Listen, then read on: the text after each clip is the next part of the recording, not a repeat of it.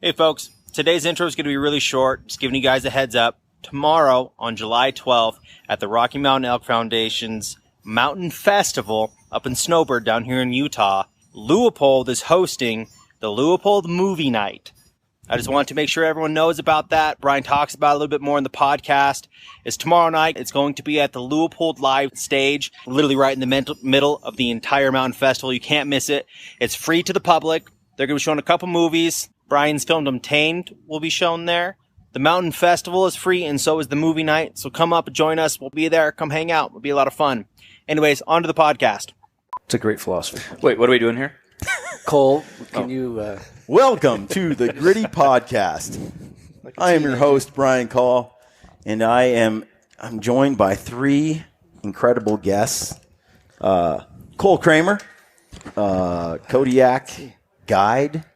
Is he flexing? Outfitter. Are you flexing?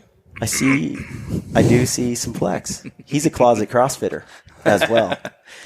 Right. And with me, I also have Michael Wunnicke from Leupold Optics. Yeah. Nice. And Michael, you do a bit of marketing at Leupold. Yeah. I've done a little bit of that, and there's been a little bit of marketing, a little bit of product development. Yeah. And then we have the nerd on the end. Yep. Yeah, that's fair. It is. Tim Lesser, engineer. Stage name Timber. Timber is right. Depends which type of stage. Right. I don't even want to know. Just got back from South America, didn't you? Central. Belize? Yep, we were in Belize for a family vacation. Where's your suntan? Well, that's the Irish side of me right there. Here, hold on. Check the gingers. Look at that. Yeah. There you go. Nice. There it is. You forget we are from Oregon. There's not much sun up there, even not this time of the year for some reason. I would say Cole's from Kodiak, but it's not exactly true since he jet sets around the world. Well, but I've been spending quite a bit of time there. I do live there. But we've had a lot of sun this summer, so I'm sticking around a lot more. Yeah, it's been beautiful. When I went down to Portland to meet up with you guys, that was more rain than I'd seen in a few weeks. Yeah, you know? It's classic. So, yeah, it's been beautiful there, though, this summer. Well, on today's podcast, we're going to talk a little bit about hunting Sitka blacktail on Kodiak Island. And not just Sitka, and we've covered this before, but we have a movie going on tonight, right? Tomorrow night. Yeah. Here at the Rocky Mountain Elks Foundation's Mountain Festival, fueled by Mountain Ops. Mm-hmm. Boom. And tell me a little bit about the film night that's tomorrow. Well, it was going to be up at a different place. We just found out a few seconds ago it was going to be up at Mid-Mountain. But now it's going to be down here at this main stage, which isn't this called Leupold Live Stage? Yes. I believe that's what it's called. It's got big banners around it, so hopefully you can't miss it. But, yeah, we're going to show the long version of the Kodiak film. Oh, nice. Yeah. So Luke, our star videographer, did some great editing on, and he did a short version that was about 28 minutes or something like that, but this one's the long version, so we'll see more of the full adventure, all the way through all 5+ days, and we're looking forward to getting that out there, and we had a premiere of the short version back a couple of weeks. Was it a couple weeks ago? A couple weeks ago. Yeah. In Portland. Yeah, and that went over gangbusters, typical Mountain Ops movie night with a lot of 3 other films and a lot of excitement there. A lot of people showed up for that, which was great. But now we want to show a long version so people kind of get just a more in-depth view of the adventure that we all participated in that Cole lives every day during the fall. Well, it was. I'm still recovering having you guys there with me. I mean, I learned so much from you guys, and it was just a blast. So. No, that was Feels a lot like of fun. I've done this 1 billion times. No, it was a lot of fun because it just felt like all friends hunting and not a guided trip. All you guys are experienced hunters, so it wasn't like I had to babysit you too much. So, yeah, it was a blast. He just leaves a few of us behind. Yeah. We learned out that when the rubber meets the road there that he's going. And if you're following... You're slow. Yeah. You better keep up. If you stop to have a snack and you're not like reloaded and ready to go, you'll get left. Mm-hmm. While or you're use the eating your bathroom. Snack. Or doesn't matter. Anything. It doesn't matter. And if there's a tsunami, he'll leave you in the wake of the tsunami. Yep. So Cole, how long have you been in Kodiak now? Guiding? I think 17 years. 17 years. Yep. And quick question for you. You do a lot of winter hunting down there in some pretty gnarly conditions because Kodiak is that wonderful climate where it hovers below, it drops below freezing a little bit and then goes above freezing. Freeze stall. Yeah, which is miserable and probably the most deadly.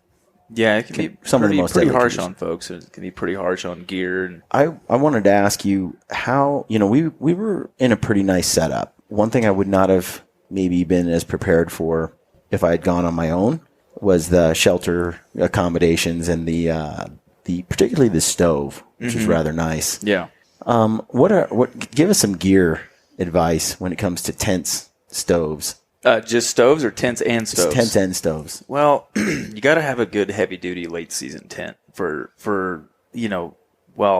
anytime you go to Kodiak or Alaska Peninsula or coastal environments like that have commonly have horrible weather that can approach 50 to 100 miles an hour. You got to have extremely well built heavy duty 4-season tents. And you were going through kind of a slight change in some of the tents you used before. But kind of forced because through the years, some of these different manufacturers change or some people discontinue different tents and they think it doesn't work for the vast majority, but it's like, man, for some of us, they were great. And so it's like I'm constantly having to look around and find other types of tents and manufacturers and whatnot that are building good gear. So, when you're talking about just two guys going out hunting, you could just take in a smaller tent camp, and it seems like most of the residents take in a smaller camp. They're more mountaineering tents and whatnot. But for me as a guide, I want to try to make the camp a little more, not really luxurious, but a little bit more spacious, so you're not just cramped in a little tent. You can get up, you can walk around, you can move a little bit, and if you are stuck in there, it's not totally miserable. Yeah. And it's nice that time of year to have a little wood stove in there. And the thing I found, if you go too small and you try to throw a wood stove in there, it'll run you out of there. It gets way too hot. Or if you have a too small a stove, you're constantly tending the stove. So like having that 12 by 12 or 12 by 16 tent, which a lot of the Western hunters are using the wall tents, pretty common thing. But for us up there, it's just so nice to come back if your gear is wet or whatnot, just to be able to dry out, but just mainly keep warm that time of year. Because we didn't have an issue with like getting wet and whatnot, but it was more just cold. Yeah. And if there was any dampness at all, then you could just dry that type of stuff. Because you had a setup where you had a stove in your tent, while the three of us were in a cold, freezing. You guys had buddy heaters. Don't act like that. We had a buddy heater. You had a buddy heater. You do not need any more than a buddy heater. You don't need one in each Describe what a buddy heater is. It's one of those small little camp propane canisters, right? And you just thread that into a little Your burner. buddy heater was Tim. And almost. And it will kill you, right? Yeah. The buddy heater, if you leave it on overnight, the fumes and such. No, I think people think I'm that if you saying, You just sleep really well. I don't want to endorse something that's better. a death sentence. No, I mean, there's enough. I think there's enough airflow. I've gone against every rule. Like all those labels in your tent, like don't do this, don't use a stove in there. Well, 17 years worth. I've gone against manufacturers' recommendations, and I'm still here. I have a lot of gray hair, though. It could have messed with that, like the toxins. Is that why we were sleeping on cots about 3 inches off the ground, Yes. just so we could get low, Yes. so that all the fumes were up high? the carbon Fumes were high. monoxide. That's right. Because some of them have a catalytic converter in them. Do you know if those do? I don't know. Something. No idea. Well, my question, the tents you were using, just name a couple that you were using as a guide. What did like they a have? brand. Barney's bomb shelters, and then we had the Cabela's tent. Which Now, we had Cabela's some- used to build some more heavy-duty tents, and they went lighter. So if someone's listening from Cabela's, go back to your old version. New one is not as good. Gotcha. Yeah. Well, my question then is on the shelter deal. When you have your big, larger tent, you've used like a Kafaru sawtooth, have you? I have not. No, okay. I know they're good. I know they're a great tent. And or like shelters. Any kind of seek outside or any type of teepee. I've used some floorless ones. Yeah, I've used some different ones like Black Diamond, Mega Mids. I've used some Mountain Hyper Lights, but I know seek outside. builds a good one. The reason I like ask those is because I like the whole stove concept. Yeah. Right. Yeah. And sometimes you're backpacking. Yeah. You're carrying that camp, where yours is more stationary, and we would spike out from there. Yep. The only thing that concerns me, like when that tsunami came, like the day before it came, that night, I mean, the winds were just insane. Yeah. And even a few times you were dealing with the stovepipe picking up in the wind and almost like. Yeah, we had to hold the pipe because otherwise it wouldn't lift out of the tent. Yeah. Right. Mm-hmm. Yeah, and you have to be careful when you're doing a floorless tent, on those super high winds. You have to make sure you have plenty of guy wires because otherwise it will implode.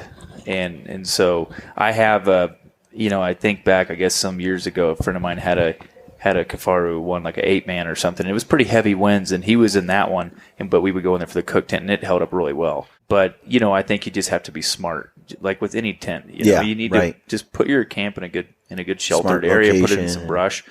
Don't put it in the wide open. When I watched The Other Side, Donnie Vincent, and I saw.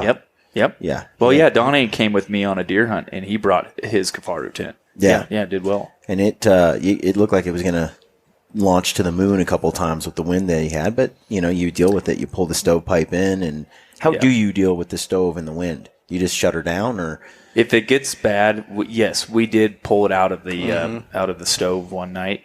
We lifted up the pipe, pulled the stove out, and just set it down onto the ground where like the stove wasn't sticking out, like the jack or the pipe wasn't sticking out as high. Top of the tent, yeah. And so and everyone, you find your little methods out there, right? I'm sure trial and error. Yeah, I mean, and once you get comfortable running that stuff, you just figure it out. The thing is like you gotta avoid a potential catastrophe before it happens. So when you're sitting there watching your stove like shake all around you, like, well, do something about it before it, And if you have to take it out, I think one time. We maybe did take it out one time. I think we did. We did take the pipe out actually because it was blowing that hard, and we covered it back up. And then when the wind came down, we put it back through. Yeah, we did do that. So the really windy night, you put it in a bucket, like the end of it in a little tin can or something like that. Yeah, I've been there when it's blowing. When I took the Yeti crew there a few years ago, maybe in 2016, it blew 90 out there, and it was 100 or 110 in town. And so, I mean, it was ripping. There's not a lot of wood. No. Just around for the taking on Kodiak. No. Right, Tim? No, there wasn't much out there. So no. And I don't like guys going and tearing down more brush, Yeah. It's like your shelter, So, but you still had wood. What were you using? I was using Duralogs. Yeah. And are those kind of your favorite ones, or I think they burn. I mean, they burn really hot and efficient. How heavy? They're pretty heavy, right? Probably 4 pounds a piece, 3 pounds or something. And how much burn will you get out of one of those? I think that they're rated at 3 hour to 4 hour burn time. Okay. And so what I do is I think in the morning, if I wake up at a certain time, I can get that log going where it'll feed the tent some heat while we're in there having breakfast, but then it's going to go out right when we're leaving because I don't want a hot stove when I'm not in there. Yeah. And so then my stove entrance, because I have a Kafaru one, and I messaged Aaron afterwards. I said, hey, can you guys either custom build me one, or do you guys have one available that has a larger door entrance? Right. Because I don't want to. I was taking a Sawzall and cutting my Duralog down and sort of split it, so then I would get it in there. Because people say, well, what the heck, just break it up. Well, when you break it up into small pieces, it burns out a lot quicker. Faster, yeah. So, but when it's held in a solid mass, it takes longer. And you get that full burn time. Yeah. So, I mean, yeah, it's really easy to say, oh, just cut it up. Well, guess what? That means it burns out quicker. That means I'm carrying another log in there, or multiple more logs, and my beaver loads are, they're $900 an hour. Yeah. And so if I'm got to bring in more, loads of freaking Duralogs, I mean, that doesn't make any sense. So, anyways. You were using those coffee ones made out of coffee grounds. You always do that? Or? No, I wanted to try them because I was like, oh, that'd be cool if they smelled like coffee. 'Cause I love coffee. It didn't smell like coffee. But I'm going to go talk to the Black Rifle guys about making a Duralog that smells like coffee. I'll tell you, I just got back from New Zealand. I was up there with Ryan Lamper, Stealthy Hunter. We took a Seek Outside Cimarron teepee. Yep. It's like 1.5 pounds, and it's huge. And then a little titanium stove. But where we were at on top of those mountains, it's just grass, tussocks. There's nothing to burn. Right. So we brought in New Zealand. There were some Presto type, like compressed logs that we brought with us and just carried to the top of the mountain where we were camping because it's just so cold and you get wet because it would do the same thing. Here's the thing about carrying weight like that. It's like food. It's going to be gone. Yeah. Okay. When you kill and you're going to be hiking out, it's gone. I mean, taking in a wood, you're going to burn it. Yep. Taking in food, you're going to eat it. So. And if you don't, it's completely, compostable. It'll decompose on its own. So. Yep. If you don't, you get yelled at because Cole's like, we can't leave it here. We're not taking anything back. You have to eat everything. You have to drink everything. Well, there was like... Listen, I had some hunts that I about starved to death on. So when I see extra food on people's plate, I think about little Cole that starved to death one time. Well, like a child overseas. I'll tell you, it was very much worth the wait in carrying those logs. And I didn't think so when I was carrying them. And then the next 4 days up on that mountaintop when you had... fire, it was just a game changer. So it's not something I'm going to pack super great distances, but like you said, it is something you're not going to have to carry out when you're done. And then you guys just had did you have a little Thai goat stove or what did you have? One of Seek's titanium stoves. Yeah. Mm-hmm. Yep. And it's a delicate balance because you have the stove, like you said, ours was probably 8 inches, 10, it's a tiny stove, and you're just kind of putting stuff in it. You're feeding it, but man, it doesn't take hardly anything to heat up that space. No, and so you just put a little bit in it, and it's hot, and then if you just let it burn out for 10 or 15 minutes, all of a sudden it's cold, freezing cold again. And so when you do have a small stove, it's a pro and con. I mean, you got to feed it constantly, like you said, but you're not. I mean. You're not living in the thing. You're doing it in the morning or in the evening. It's for a little bit of pleasure while you're just warming up water and you're gonna eat, then you're gonna get in your bag. Yeah. So it's not like you got to do it all day long. What's your favorite sleeping bag? Mine. Mm-hmm. I had a number over the years, but I would say I've had two of them that I really like. A Nemo bag. Okay. Cam Brinsinger from Nemo came on a hunt with me, and it's really nice. And down or synthetic? It was a down bag, a -20, but it went really small. Mm-hmm. And I wanted a 0, but they were out of the 0, so he sent me -20. Do you worry about down in Kodiak? You have to be smart. Obviously, synthetic is very safe. It just doesn't pack down as small. It's heavier, but you don't ever have an issue until you have an issue. And I've only had the one time where I remember very early on in our guiding stage, we were floating out a river, and it was raining and blowing, and the sleep bag went down into the bottom of the raft somehow, and it was in a dry bag, but somehow it leaked. Yeah. And when I took it out, it was sopping wet, and I had to wring it out, and that was a Wiggy's bag, a synthetic Wiggy's bag, and I was able to wring it out, and then had to climb in there, and it got really cold that night. And I just remember the first you could actually have all your clothes sopping wet and just get in one of those bags, and it's probably about the first 20, 30 minutes, like in a synthetic bag, you're like, then all of a sudden you don't even feel it anymore. It's warm in there. You go to sleep, and you wake up in the middle of the night, and you'll be dry for the most part. I've done that with the Kafaru slick bags that are also synthetic, and same thing where when you're in a synthetic bag, you will dry. Soaking wet, but I use the Stone Glacier's new chill coat on the last few hunts, and it's that treated down, right? Oh, wow. And I love it. It's so compact, it's light, it's so comfortable, it breathes so well. It's and it's great until you have a problem, right? Until it actually gets really wet. And and that was my second bag I was going to tell you about. That those are the ones that I used, but I think I just have a 15 degree or 20 degree, and so I don't have a 0 degree. But I used that this spring. It was really nice and roomy.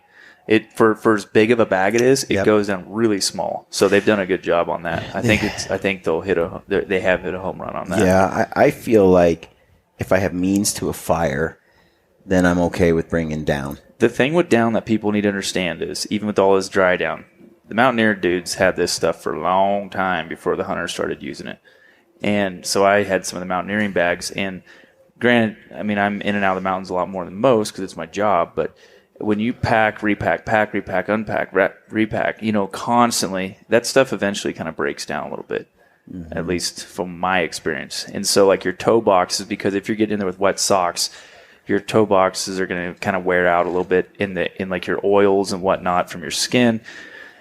are getting on the down, and you have to clean it every once in a while. But I think over years of use, this dry down is no longer I think it wears out. You know, now someone could argue with me, and that's fine and dandy, but I've just seen my bags go pretty limp over time. But one other question I had was socks. Couldn't resist.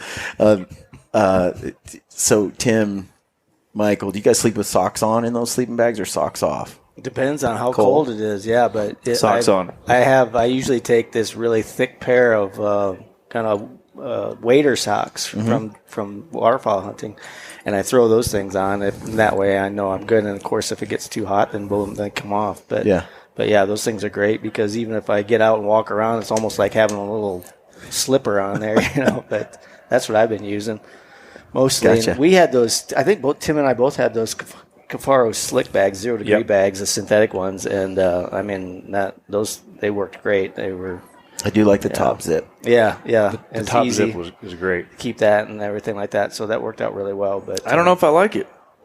Yeah. Sorry. Well, I used one this spring with a top zip. Not that bag, but the did you say like the middle zip? Yeah. Middle, I love it. Do you? I love it. Yeah. especially with the multiple stages. So right? With the you can three zip it different from the bottom and the top or the and middle. in between. Yep. And Yeah. Yeah, I don't know. It was just kind of weird because I wanted to see how that was, but I felt like because a lot of times I like my bag open and one leg out, but I couldn't do that. It's hot in the tent. Yeah. But you want it kind of covering you, but you know you're going to wake up in the middle of the night. But I guess you could have it open. can zip I it in the middle. unzipped the bottom one and stuck one leg right out of it. Yeah. Me too. Yeah, it was just different. And I think mainly what it is not being used to it. But a lot of people love it. You need to adapt, Cole. Adapt.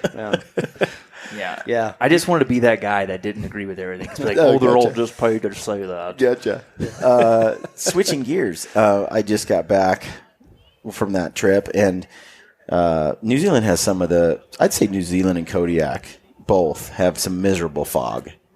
Fog and A lot moisture. of rough and all weather that. there. What is it about? I didn't have to really worry about it with my optics, my Leupold scope.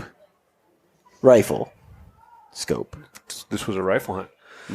Yeah, so you're wondering why you don't have to worry about the fog? Yeah. I mean that's part of the deal. As long as your scope is sealed and filled with some kind of a dry gas. So we use a blend of argon, nitrogen, etc. for a couple of different reasons. But as long as they're sealed with something dry, you shouldn't have a problem. The issue that can sneak up on folks is after those long flights, you get up and it's really cold in the cargo hold, getting to New Zealand, and they're not pressurized as much, right? Especially if there's no live animals on those.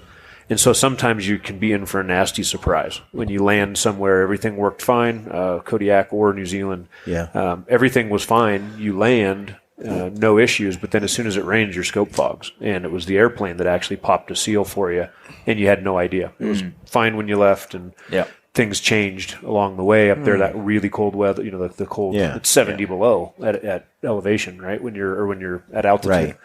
So that can be an issue, and that's one of the things that we work really hard on is making sure that that's not going to happen to you, because that's kind of a silent hunt killer. If it fogs, you're done. What are you going to do? In And New a Zealand? lot of times it'll happen on guys because everyone thinks they need to bring their gun or cameras or optics inside the tent at night, and I try to leave a lot of mine outside in the vestibule so they can say that kind of that constant temperature. But when you bring it, from 25 degrees or 30 degrees or 35, even 40 or whatever, into 65, 70 degrees, and there's moisture in there from propane burning and whatnot on your stove, I've seen some guys' scopes and binoculars all of a sudden fog up. Camera lenses are notorious, and then they're kind of freaking out for a while trying to get it out of there. If something is wrong, it's typical on the outside, but occasionally it's happened to guys on the inside theirs, and that's kind of it's a no good deal. I know we kept all of our optics out in the vestibules, all of us. I think partially because we didn't have any room inside our tent to bring it inside, but also just kidding. Yeah, we left it all out there. Our Mr. Buddy took up all the room. Yeah, our buddy heater took up all the space that we had. Yeah. So. No, it was. I always try to leave to Cole's point. I try to leave my stuff out there unless I think I'm going to need it. I pack a handgun in places like that I don't mind if it comes in and out with me, but just the sweat, not even on the gear, just the sweat of bringing your gear in and out and in and out will start rust in places that on your rifle that you can't see and you don't know, stock screws, things like that. So plus you never know when something might kind of walk through camp, then you might want to run out there and throw the old firearm up and well, I didn't really run through camp. well, I was on a stock back by the latrines. It was a spot and stock mission. Speaking of which, Cole, it's almost worth going to Kodiak just to hunt the foxes. Yeah, I've had some guys actually want to come collect all 3 color phase for sure. I try to add on a bear hunt or something to there, but it's But yeah, no, the foxes are really cool. They really are neat because if you get if you have a normal hunting license, you can shoot 2. But if you get a trapping license, then you can shoot multiple ones. Oh. And you might as well try to shoot 20 or 30. Then you could have a comforter for your bed, or maybe like a big fur coat. Yeah, I like it. Yeah, I could see Timber in a big fur coat, or I remember. Duster. Here, I think we should pull up that little picture, right? Blip, on this video that you're doing of you and your little fur coat, whatever photo shoot you did. I love it. Yeah, that could be fox. Put bear rugs. Yes. Around my Tim could make a hat out of it. He could wear a red fox felt hat, big bomber type hat with the big ear flaps. Yeah, right. Yep. So I like those. on our hunt, the only Tim and I never saw any bears, right, Tim? Wunnicke stole them all. Wunnicke saw 2. 2. Yeah. But Tim and I we didn't see any bears, and so I think Kodiak and I think bears, and I think it's all overrated. Yeah. Well, so here's the thing. That time of year is not. Hi. Wow, Bruce is buff. No wonder he gets all the hot chicks. Sorry. President's walking by. You got to see good things. So, what was your question again? Bears that time of year. Oh yeah. That time of year, late November. I mean, they're pretty much all denning up. So there's a few that are hanging out, still rummaging around, looking for roots and whatnot, and cleaning up deer kills, but and just not being ready to go in. But some of them are, for the most part, they're all kind of laying down. Last fall was pretty mild though, so it wasn't totally out of the ordinary to see a couple of bears meandering around. I feel like I didn't quite have the full Kodiak experience. I didn't want you to have it all in one because you need to be able to come back. Struggle a little bit, huh? First, Yeah. I am going back for mountain goat this September. With Cole. No pressure, Cole. So I heard your hunting partner though, he's in not very good shape. As he walks by the stage. His cardio's been a little lacking, but he's been hiking nice Monday, hair, though. Wednesday, Friday. Good hair. The man bun that's part of the battle. Impressive. Beard, man bun. You're going to keep that going so that it just gets bigger and It's bigger. good luck now. So for those who don't know, Casey Harbertson is my hunting partner on this Kodiak adventure. Mm-hmm. But what kind of mountain goats, can a guy expect on Kodiak Island? White, white, typically cool. black horns. Are they black or greenish? They're black, and the bottom has a creamy greenish, tannish color to them. That's descriptive. Yeah. Detail. Our goats, what I try to do, I'm not focused on, okay, we have to shoot a certain length of horn billy. I try to go for the old mature billies that are just the big stout bodies because they dwarf their horns when they get really, really big. And it's truly really difficult. Hard to judge. Some of the guys, Spike Lewis from Bowling and Lewis there, he hunted with me on Kodiak this spring, killed a big bear with his bow. But those guys, they're super good judges, and they have just some monster Boone and Crockett goats. Yeah, we've got some great goats on Kodiak, no doubt. Not to downplay Kodiak, we definitely take some B and C goats, but it's more so some of our billies will rub their horns back a little bit over time. After 4 years old, it seems like they start kind of can start chipping them back. And so I've killed a lot of 8 and 10-year-old billies that are maybe 9 1/4, maybe 9 1/2, but they're nubbed off. They have some cool character. They've broken a tip off or something. Yeah. So when you're saying you broke a tip off, well, a 1/4 inch or a 1/2 inch is a lot in goat numbers. When you're talking the Holy Grail is a 10-inch billy, and so What would you say is the characteristic Kodiak goat? Like what's sort of different from other areas maybe? I think they're heavier bodied personally. Yeah. I think they're really big bodied goats. From a lot of the taxidermists that I've talked to down lower 48 that have mounted them have all said that like on a big old mature billy, it seems to be a bigger bodied animals, and the meat is unbelievable. We're trying to go for a billy over 9 inches. Okay, Yeah. that's like a goal. Let's try to get a billy over 9. But the thing is, if we see, 8-year-old billy that's chipped down, and he's got these huge glands back there, and it's like, well, Brian, we should take this goat because he's a really big old man here. He's just chipped his horns. I mean, you're going bald doesn't mean your wife's going to get rid of you. Brian's did. Thanks, Casey. We're moving on. So, on those goats, they're a non-native species to Kodiak. Correct. And so, other than the brown bear, there's not like any kind of predator situation going on. The weather and the country seem pretty mild for a goat. They just thrive. Yeah, they do awesome. Will you hunt those in the same area that we were in, or will you different area. be way north? Yep, completely different areas. Although we did see goats west, from our camp. Yep. Yeah, we did actually up on this peak. Probably, I don't know, And 15 caribou or 20 of them. or reindeer. Yeah, we saw a small herd there. I didn't see that. We'll be in a completely different area for the goats, and it'll be pretty spectacular event. There's a lot of goats there, a lot to hunt to where, if you happen to blow a stock, well, there'll be some more goats around the corner. So it's not like you're only going to have one target there or anything. So it's a lot of fun to see that many goats in a place. Are you doing archery, I assume? Or you're taking both? No, he's taking a gun. Oh, really? Okay. We're going to keep the We're the doing hunt both. short. Yeah. Hey, take whatever, man. It's a tight window. It's You've right in the already middle of killed a September. billy with a goat. I've killed an archery mountain goat. I think I'm going to do it with a rifle this time, and then Well, we don't have as much. We don't have a lot of time. no. And we Cole have to get got to- himself all booked this year with lots and lots of No. hunts. It's just we have a tighter. I have to push Really? my goat hunts into every a smaller other amount year. I have to push them into a smaller amount of time because we have hunts on the peninsula for brown bear, and so Is that every other year? Typically I can span September and October for my goat hunts and spread them out. But now, what it is in the people that I had drawn, would draw in a party, Yep. to where I'm guiding 2 guys at a time Yeah. that want to hunt together. So it's just not as hard, not as easy when you're taking 2 goats and.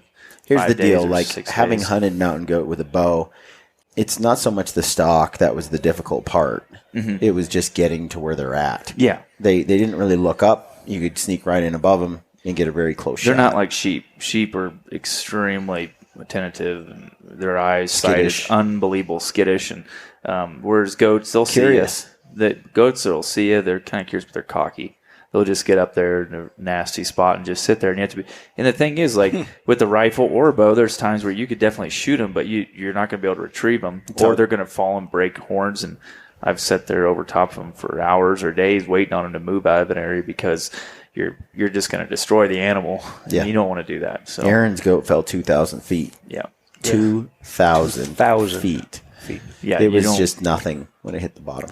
yeah. Just So nothing. you gotta definitely make sure that you're making the right call. The problem is though they could be in a great spot and you think you drill them good and they'll take off and go 20, 30 yards or 50 yards. That's and what go over the Aaron's edge. did. I mean, Yeah. it was literally 6 inches from staying and dying where it wouldn't fall, and then falling 2,000 feet. Yeah. I mean, you just don't know what's going to happen, especially with an arrow. right. In the sense that you don't drop maybe through the shoulders like you would with a rifle or something, and it sticks it where it's at. They're so powerful. Even if you shoot their shoulders with the rifle, I mean, their hind legs can still push them. That's 20, how the 30 New yards, Zealand no tar problem. hunt was. There was a couple. There was one, in fact, that we shot. You're actually kind of waiting for the goat to move, to a spot where when you shoot it, it will fall where you can recover it, because you can't get to it to where it's at, and you can't get to it if it were up higher, So it comes to the edge, boom, and then it fell into this snow patch a couple 100 feet. Boom, easy retrieval. Yep. But we shot one where, man, it me 300 Win Mag, 200 grain bullet. That thing got hit, rocked it through both shoulders. It still jumped 20 feet onto this ledge and then ran and then fell down this chute that was hundreds of feet down, almost to like a 700-foot drop, where it stopped right on the edge of that. And all of that creeped me out, Cole. I'd like to stay away from all the okay, I'll take you to the rolling hills, death areas. Yeah, because there's one thing that's like, if you fall and you get maimed or crippled, that's a bummer. But it's not death. But then there's the parts where you're skirting a ledge, and it's like, if you slip, you're dead. Mm-hmm. So you're going to do that kind of in your film Untamed. You're going to do a little bit of that. I don't like this. I don't like this. Look, I don't like this. A little backstory on that. Yeah. Okay. So for those who've watched the movie Untamed, it's of that BC bear hunt I did with Dustin Rowe. Moose hunt. Did I say moose? Did I say bear? You were thinking bear, but it was moose with Dustin. And Green Tree was there. And Dan Watson. Oh, right. Yeah. Both Australians. And I have a theory on Australians. This could be a broad overgeneralization, stereotype. But I think they all somewhat lack the gene of self-preservation. Like they kind of just lack the proper degree of caution. I think they've got rattled from rugby too many times. Totally. Or I've just seen living. Dan run over and grab a porcupine. Right. Like, what are you doing? What are you doing? I've seen him. Yeah. I mean, this recent thing with Green Tree getting airlifted out of Australia, New Zealand. I've hunted with Adam. He is like, I'll be fine. He's just chill. When we went to retrieve the moose, the bear had buried the moose probably 3-4 feet underground. It was just a big mound of dirt on top of it. Adam and Dan are like, they're just hanging out there for a while. I'm like, let's go. Great, let's get out of here. And I'm like, I don't like this, guys. Let's go. And they're like, we're going to make a in-reach text and wait and see if we get the green light to leave it here. And like, let's do it over there, over like where the horses are. Yeah, like we're in the brush. The bear could come back. The bear can come back at any minute. When I say I don't like it, it's because I have a proper level of self-preservation, like caution. Yep. Like, how do you handle bears, Cole? Carefully. Mm-hmm. You've been charged by one? Well, no, I've had a lot of mock charges, but only one that was potentially coming to actually eat the lunch.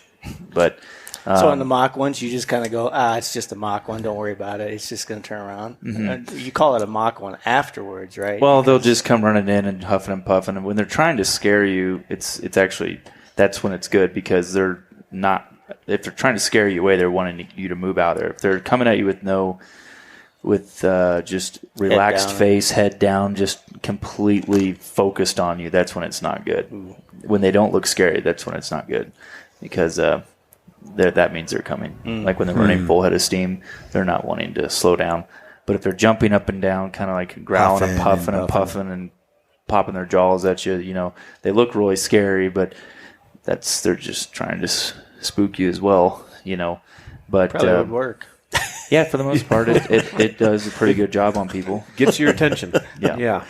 But no, you just have to be cautious with them and give them their space and whatnot. But that's like most of the maulings that happen with people. It's always, a good friend of mine got mauled last fall, and it was a complete surprise. He just walked up. They were looking down at these elk, and he just happened to look to his right, and it was blowing windy and rainy, and he looked to his right a couple yards, and here was this sow just in the brush, and they both just looked at each other, and he just, immediately dove to the ground, and she jumped on top of him and just went crazy because she had cubs right there.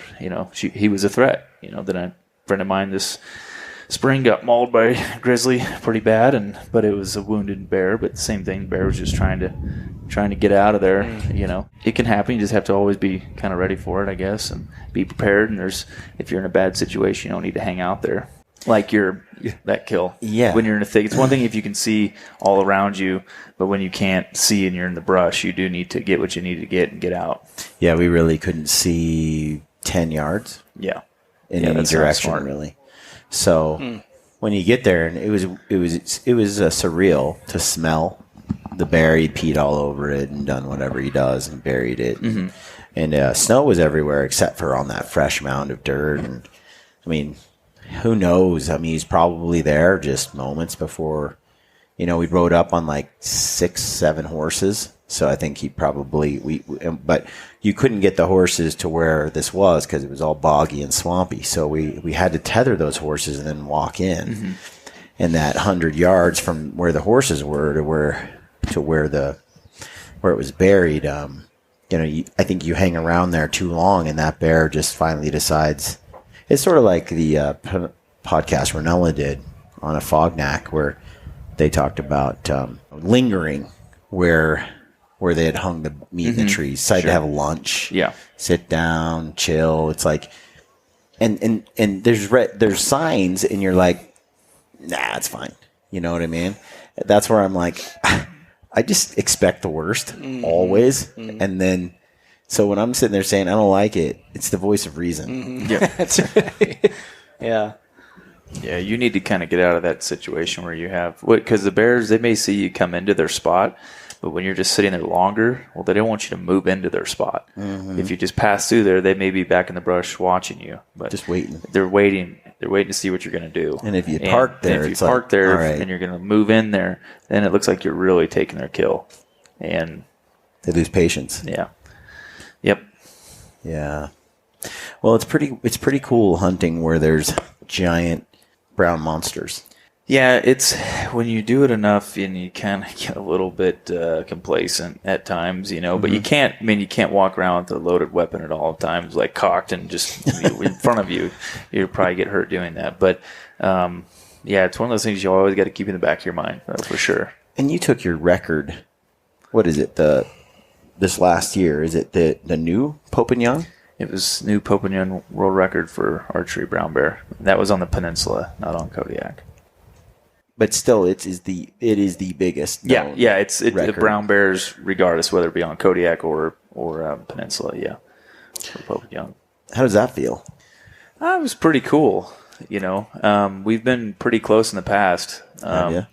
It was just kind of those things in the back of my mind I thought about, kind of like, man. Someday, or? Well, just because some of the, we hunt in great areas, and I think our biologists have a great management plan to where we're still getting really big bears, and that's the cool thing that I see about that. It's not that, okay, cool, we have a large trophy we can put in the book. No, to me, it means that they're doing a great job because we still have bears bigger than what was in the past here. Yeah. And so that is what that success story is.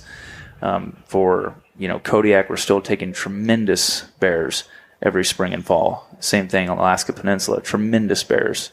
We've been pretty close in the past with taking some monster archery bears. And so kind of in the back of my mind, it's like, man, someday this could happen. Mm-hmm. It really could. Now, it's not like we can judge like you can a mule deer or an elk, whitetail. Right. You can judge those, antlers. You don't have that with a bear, so you have to go off of maturity, and looking for just a really old bear. And that's the cool thing about with me hunting brown bears. I mean, it's not like, I guess people, when they say trophy hunting, well, I mean, with brown bears, you're truly just looking for a large, mature boar. That's what our goal is, and that's what our biologists want us to take.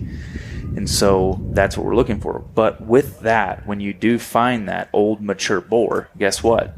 You don't even know what you're going to get. You just know he's really big. Right. And when you do happen to measure the skull, that's just what happened. I mean, it just ends up being a world record or something that's of the very large caliber. And so we've been fortunate. I've got 3 in the top 10 for Pope and Young, and then there's another one that a guy hasn't entered yet, so that'd be 4 when he enters it. But 5 of them have come from our area. So, do you scout these areas ahead of time, or it doesn't really do any good? Yeah, Yeah, it doesn't really, because the bears are just, like when you're hunting like these refuges and whatnot, I mean, there's just tremendous animals, but the whole thing is like there's, you have to just know kind of what you're looking at for a large mature boar. Right. But it doesn't, because that boar you see there that day, he may be 10 miles from it the next day. And so you have to just be patient. So I try to just strategically locate myself in places where I can see a long ways around me, see 5 miles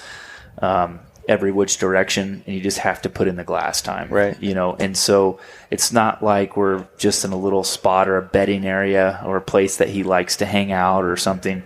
You're finding these bears on, it could be at the top of a mountain, at the bottom of a mountain, crossing out in the middle of a valley, or fall's a little different. They're kind of more focused on a stream, but we just have to be so cautious, like in the fall time, because if your scent gets in there, they'll just leave the whole valley and go over to the next valley that has fish, or go nocturnal.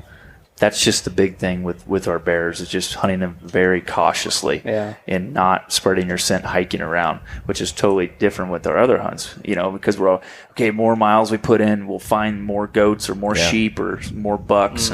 But bears, you just really, they could be dug into a brushy hillside and you don't even see them.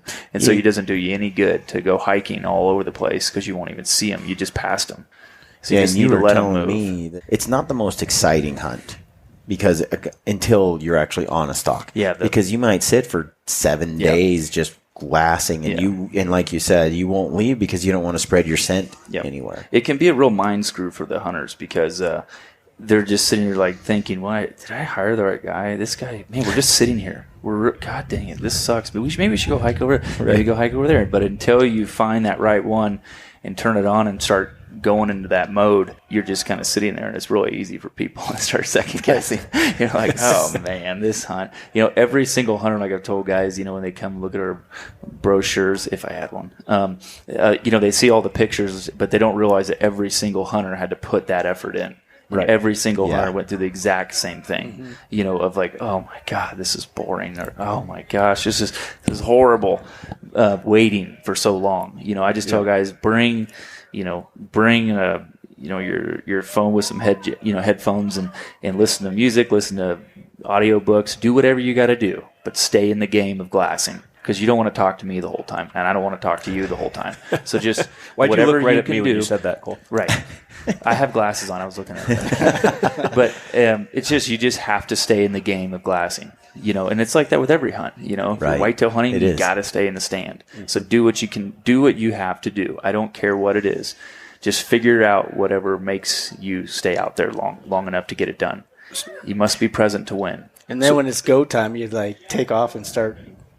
It's got to get the see blood when pumping. You take off and get there. Go. Yep, exactly. You go It's from like 0 to 100 quick. Yeah, I had a couple bear stalks this spring that we set all day long, and the hunter's like, well, he's talking, I guess the day's over, and it's like, well, just we're not over yet. We still got an hour and a half. Well, yeah, but we couldn't get over there in time, and before you know it, okay, there he is. We got to go. And in 30 minutes, we've covered, a few miles across the tundra, and we are rocking and rolling, chasing on a bear, and then they're like, holy crap. I mean, I thought the day was done, and it's like, no, it's never done until it's dark, because we're staying out there till dark, because even if we see one a few miles away, it gives us a place to start the next day, to start glassing for that next day. Okay, that bear was on that hillside, he could still be over there. So are the sows more resident to a certain little area in the boars, or nomadic and pushing around? I think the sows like to hang. I've seen some sows be in the same areas each spring, and if they've got like a den site, I think they kind of like certain areas. They'll stay in smaller areas, but there's some sows that'll roam. But yeah, the boars, they tend to roam a lot more.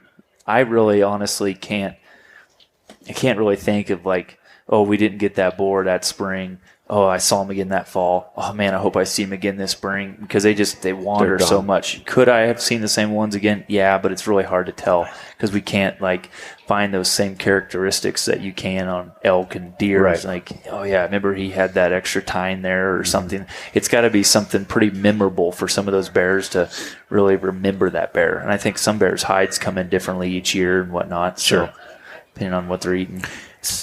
In my mind, I have this correct me if I'm wrong. This is kind of stereotype, but maybe I'm right, maybe I'm wrong. But when I think of a bear, like I've seen these bears that are just massive, and they kind of move like they're lethargic almost. Mm-hmm. Yeah, and they don't seem like they seem drunk, right? And then I see these other bears that seem more athletic and alert, and they see something and they're like, oh, there's a hunter, and they ditch it, and it seems like you have these. Yep. Is that in my head or no? Young bears, they'll move a lot more fluid. They're just like they'll walk more straight, and their heads are up more. They're always looking around. Whereas a big boar, he almost looks like he's going to change directions on every move. Like he's swinging their legs around. He has to articulate around, and it looks like he's going really slow, but he's actually moving pretty fast. Really? And it's just it's unbelievable how much weight they're having to carry, and just the different looks they have. But the young bears are always looking around. The young bears, it's like ADD, where they'll look off to the side and see something flashing, run over there real quick, then run over here real quick, and you go sprinting downhill. Whereas a big bear, he's very calculated. He doesn't want to burn up any energy if he doesn't need to. So you can, even if you're not really good about knowing the size, just learning some of these characteristics, because you have to have, like I have this giant checklists I go over, because there's certain things and certain characteristics, but you can't just go off of the one every single time. Mm-hmm. So you just gotta. It's a package deal. Yeah, you just go over. This, and this. I saw one bear this spring that had these huge ears.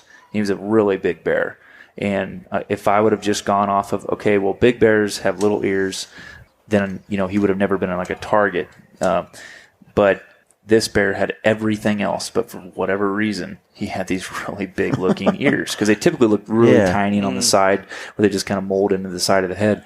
But this one just looked different, but he was a really big bear. Yeah, because I picture him kind of like, even this year, I black bear hunted in the spring in Idaho, and Jeff Lusk shot a bear that our game and fish guy said was probably in the top 5 in 20 years that he's inspected. And we have some video of this thing, and it's literally just swinging its back legs. Yep. It's not like it's just swinging them around. Yeah, they swing. It's like they're pulling it around something. Yeah, it's not walking straight. And They've got so much mass, and it looked terribly uncomfortable. It does. Yeah, but it's pretty crazy. But after it got shot and it ran pretty fluid. Yeah. And then died. That's the thing. It's like, holy cow! Like it looks like an overweight, obese thing, right. And then it has so much power and speed. Yeah, it's pretty common for us to be sitting with hunters on the hillside, and they'll say, "Well, that looks pretty good." It's like, well, look at him running across the hillside. Look at him. Well, yeah, but doesn't he look pretty big? Like, well, he's really young. It doesn't even matter. He's acting like a really adolescent young bear. And so when you're watching black bear, grizzly bear, brown bear, whatever it is, those are things you need to pay attention to. It's just how they're acting, and not. You could tell immediately by its behavior. Body. Bigger, older bears, it's like they don't even care about anything. I mean, obviously they're keeping the scent check. You'll see them, like if wind's blowing, coming from the right or left, they may just kind of like lift and like tweak a head a little bit and just smell, but they're not looking back unless there is an absolute reason for them to be looking at that direction. Whereas little bears, they'll just be looking around and maybe they just don't know, like, okay, just trust your nose. They're just so cautious. So when you're hunting these big giant bears, do they, and you're in tight, are they cocky like the mountain goat you were describing, or do they run? Oh, I mean, like if they know what you are, they're out of there. But like this spring, we had one coming, and he was at about 40 yards, and we were kind of tucked up in a little hillside. When he looked over, he just kind of glanced over and kept walking, but he was going to walk out of view, so I kind of made a little squeak to him, so he knew we were something, because I knew he kind of looked at us, but he was like, I don't know what that is. Well, when I made that little noise, he just kind of he just turned and started just loping up towards us, and I said, all right, he's coming, get ready. And I stopped him at 13 yards, and the guy shot him.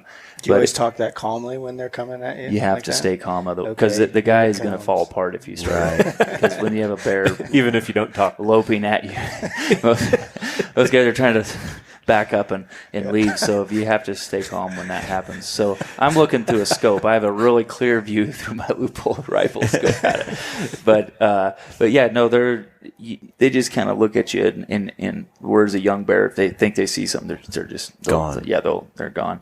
But they don't like humans. Once if they smell you, they'll have a come apart and they're out of there. Yeah. But if they don't know what you are and you're hunkered over, animals when they see a hunkered over outline that reminds them of another animal. But if you're vertical, then that's human. Yeah. That's different. Yeah. Well, gentlemen, we got to wrap it up. But I appreciate you joining me on today's podcast. It was a pleasure hunting with you, and I'm looking forward to more adventures. Yeah.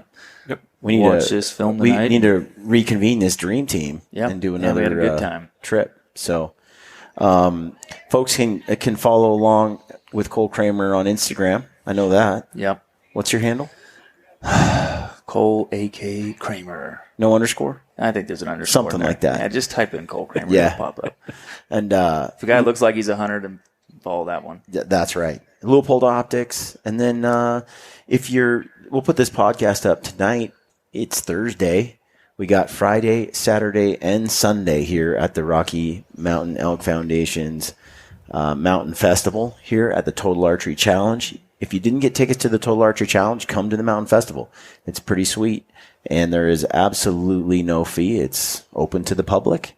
And there's lots of cool stuff going on. There's some more live podcasts. John Dudley's going to be here doing some Knock On TV podcasting. We got, I think, Randy Newberg and Corey Jacobson. There's some elk calling contests going on. Some Traeger cook-off. What else? You guys... And then tomorrow night's the Leupold movie night, and I think there's some live entertainment following that movie. So that would be Friday. So come Friday right night. here to Friday night. Yeah, come right here to the Leupold live stage and watch the movie and listen to some great music. Do you need tickets for afterwards. that? It's just open to the public. I think it's just open to everybody. For the movie, there were tickets when it was mid mountain. I don't know. This is a larger venue, so I think we may be able to fit more folks in. I think it's just standing room if you don't have a seat, probably. Right. Yep. It's a big courtyard here. Come, check it out, and hang out. And if you didn't get to TAC and you want to shoot your bow, you can always hang out and do the practice targets. You don't need a lift ticket for that. Right. So you can come and fling arrows with buddies and have a good time. Yeah, it was awesome this morning. I had fun. I shot the prime course. Yeah, knock on. It was great. Yeah. Right on. All right. Thanks for joining. Stay gritty, friends.